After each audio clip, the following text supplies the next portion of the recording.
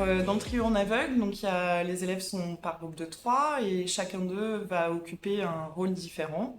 Mais ils vont occuper les 3 en fait dans l'heure puisqu'ils vont changer de place et changer de rôle à chaque nouveau défi.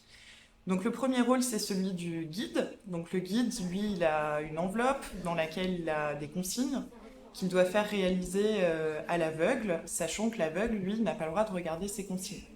Donc il va être obligé d'être précis, de donner les consignes les plus claires possibles.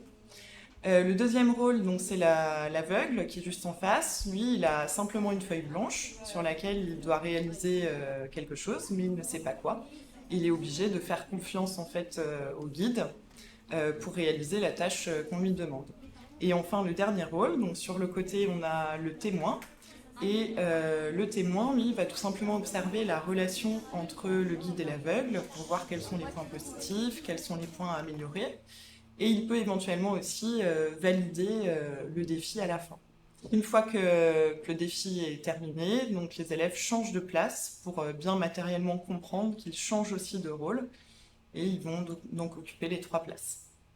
Les guides, on est bien d'accord, vous n'ouvrez pas l'enveloppe tant que le chronomètre n'est pas démarré. Ok ? C'est pas le verbe, c'est juste le mot. C'est quoi quand tu veux un cache-cache? Vous êtes sûr que vous n'avez utilisé plus de temps ? C'est un indice. Tu donnes beaucoup d'indices. Et toi, j'ai vu, tu comprends bien les mots. Il faut tu reprends tes homophones.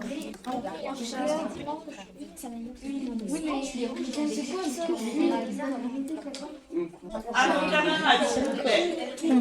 Advine, tes points positifs si tu précises assez et tes conseils pour progresser si tu dois réviser un petit peu. Élise, alors, tes points positifs c'est tu comprends et tu me poses des questions.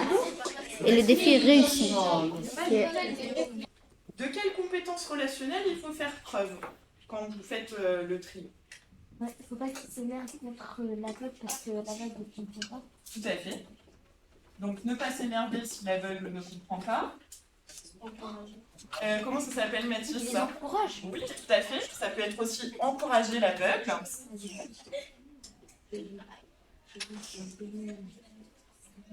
Oui. Rassurer, très bien.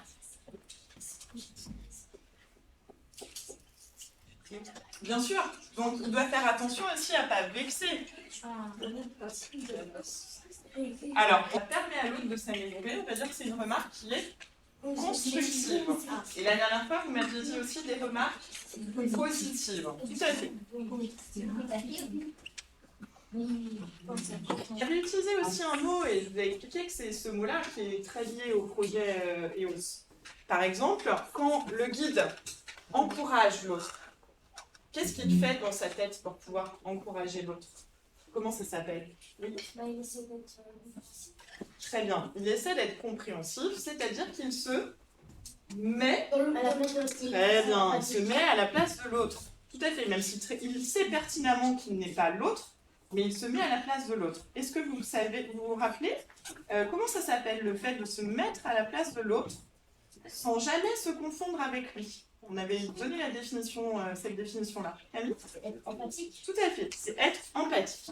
Les bénéfices en fait de cette activité et le lien avec l'empathie, en réalité, l'idée c'est de mettre les élèves en situation de détresse. Donc celui qui est en détresse, à la fois cognitive et affective, c'est bien sûr l'aveugle, puisqu'il ne sait pas ce qu'il doit réaliser en fait sur la feuille. Et quant au guide, il y a aussi une certaine détresse qui est liée au fait qu'il ne voit pas forcément ce que fait l'aveugle sur la feuille. Et du coup, de les mettre finalement en difficulté, ça va nécessairement créer une relation d'aide et une relation d'empathie entre eux, en fait. Quant au témoin, il est là justement pour rendre compte de cette relation et la mise en commun est là pour ça aussi, puisque en réalité, on dit qu'il faut travailler les compétences sociales et relationnelles. On les travaille, je pense, mais on ne fait pas forcément de retour justement métacognitif sur comment se sont déroulées les relations, pourquoi il y a eu des problèmes, etc. Le changement que je vois et qui est quand même très net, c'est que en début d'année, c'était quand même une classe dans laquelle il y avait une certaine forme d'individualisme en fait.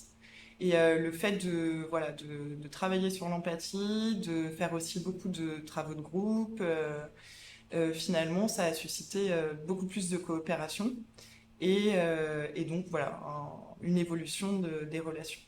Mais c'est vrai que voilà, c'est pas du jour au lendemain, hein, évidemment, c'est tout un travail, mais un travail qui est intéressant à faire. Voilà.